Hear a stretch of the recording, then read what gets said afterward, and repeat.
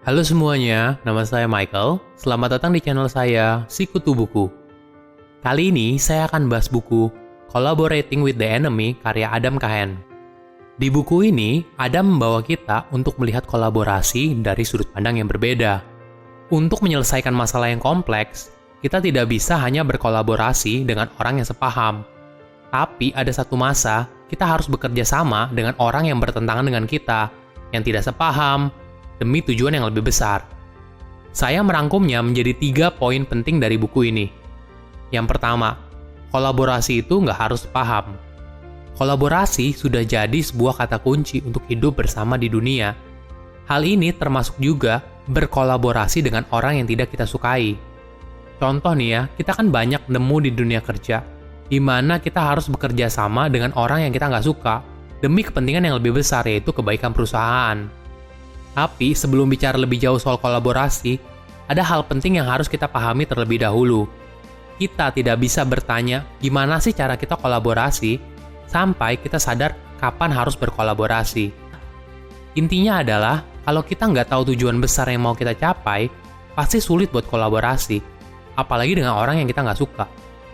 Tapi apabila masing-masing pihak sudah tahu apa sih tujuan yang lebih besar, dan bersedia mengorbankan hal kecil untuk tujuan yang lebih besar, itu adalah saat di mana kamu siap untuk berkolaborasi.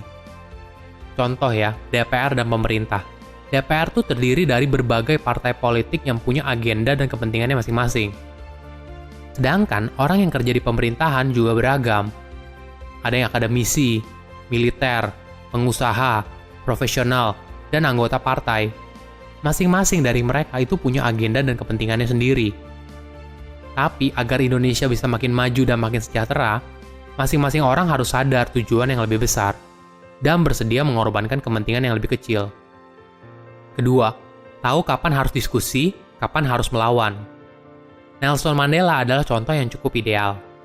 Banyak orang berpendapat kalau Mandela itu merupakan komunikator yang ulung dan pandai berdialog. Karir politiknya Mandela juga cukup unik. Sebelum dipenjara, Mandela tuh merupakan otak di balik demonstrasi ilegal yang menentang apartheid, hingga akhirnya Mandela menjadi presiden di Afrika Selatan. Nah, kesuksesan karir politiknya didukung dari kemampuan Mandela yang bisa menyeimbangkan antara dialog dan perlawanan. Mandela sadar betul kalau misalnya melawan terlalu keras, resikonya akan menghancurkan apa yang berusaha dibangun. Sebagai contoh, ketika dia berdiskusi dengan pemerintahan minoritas kulit putih, pada saat transisi kepemimpinan di Afrika Selatan, Mandela selalu mengingatkan kepada timnya untuk tidak terlalu agresif, karena itu bisa merusak segalanya. Tapi ini bukan berarti Mandela jadi penurut ya. Mandela selalu mengupayakan dialog, tapi tidak akan berkompromi pada prinsip yang dianutnya, seperti demokrasi, kesetaraan, dan kebebasan. Dari sini saya belajar melawan dan dialog itu ibarat berjalan. Kita tidak bisa berjalan dengan hanya satu kaki. Misal hanya melawan atau dialog saja. Tapi kombinasi keduanya membuat kita bisa berjalan jauh. Sama seperti perjalanan panjang Mandela menuju kebebasan dan membuat perubahan di Afrika Selatan.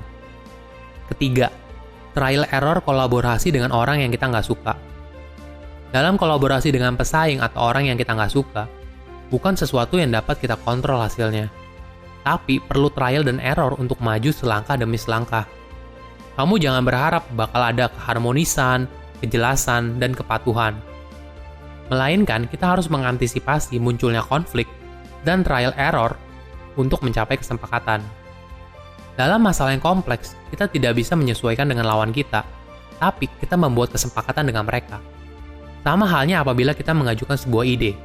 Kita harus berani bereksperimen dan menerima banyak perspektif. Kemudian, maju selangkah demi selangkah, sambil melihat bagaimana reaksi masing-masing anggota. Ini tentu saja nantinya bakal banyak konflik, dan merupakan suatu hal yang wajar. Kolaborasi itu nggak selalu harmonis, dan mungkin malah penuh konflik. Ini merupakan hal yang wajar kalau kita berkolaborasi dengan orang yang kita nggak suka. Bersedia mengorbankan hal kecil untuk tujuan yang lebih besar, adalah pola pikir untuk berkolaborasi dalam masalah yang kompleks. Silakan komen di kolom komentar, pelajaran apa yang kalian dapat ketika baca buku ini. Selain itu, komen juga mau buku apa lagi yang saya review di video berikutnya. Saya undur diri, jangan lupa subscribe channel YouTube Sikutu Buku untuk versi animasinya. Bye-bye!